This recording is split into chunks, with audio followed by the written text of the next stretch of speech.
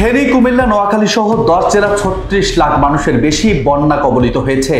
বন্যার ভয়াবহতার পাশাপাশি বিদ্যুৎ বিচ্ছিন্ন হয়ে পড়েছে জেলাগুলো। এছাড়া ইন্টারনেট বন্ধ হয়, খোঁজ মিলছে না অনেক পরিবারের। বাঁচার আকুতি জানাচ্ছেন কেউ কেউ।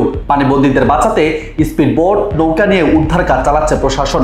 দিনের আলোতে আতঙ্ক কম থাকলেও রাত হলে ভয়াবহতা বাড়ছে বন্যা কবলিত এলাকাগুলোতে। চলুন জেনে নেই ফেনী, কুমিল্লা, নোয়াখালী সহ বন্যা কবলিত জেলাগুলোর সর্বশেষ খবর।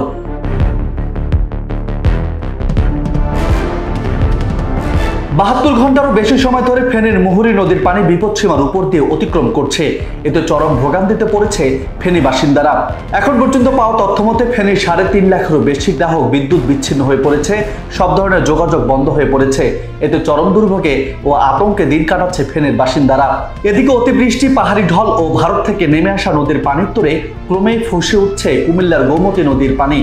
বৃহস্পতিবার গোমতী নদীর পানি বিপদসীমা 70 সেন্টিমিটার উপর দিয়ে প্রবাহিত হয়েছে। পানি আরো বাড়তে পারে বলে আশঙ্কা করা হচ্ছে। কুমিল্লায় বৃষ্টি ও বন্যার প্রভাবে 2 দিনে 4 জনের মৃত্যু হয়েছে বলে এখন পর্যন্ত জানা গেছে। টানা ভারী বৃষ্টি, বন্যা ও ফেনীর মুহুরী নদী থেকে নামা পানিতে নোয়াখালীর বন্যা পরিস্থিতি আরো অবনতি হয়েছে।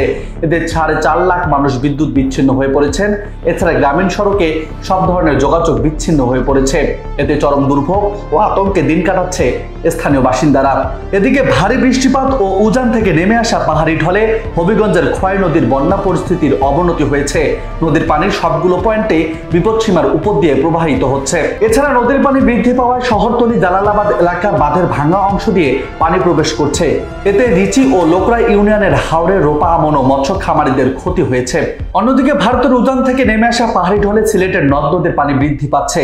সিলেটের সুরমা নদীর পানি বিপদসীমার কাছাকাছি থাকলেও কুশিয়ারা নদীর 4টি পয়েন্টে ইতিমধ্যেই পানি বিপদসীমার উপর দিয়ে প্রবাহিত হচ্ছে।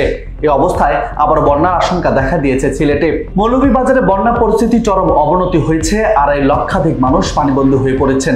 দেখা দিয়েছে চরম খাদ্য সংকট। গত 3 দিনে জেলার 7 উপজেলার 37টি ইউনিয়ন ও পৌর এলাকার মানুষ বন্যাক্রান্ত হয়ে পড়েছে। ফলে বড়লেখা, জুড়ি, রাজনগর, কুলাউড়া, কমলগঞ্জ, রাজনগর, শ্রীমঙ্গল উপজেলার 212টি গ্রাম প্লাবিত হয়েছে। বার্তা 24 বিশেষ আয়োজনে এতক্ষণ সাথে ছিলাম রাজু আহমেদ। আবার পরবর্তী অনুষ্ঠানে স্বাগত জানিয়ে শেষ করছে এখানেই।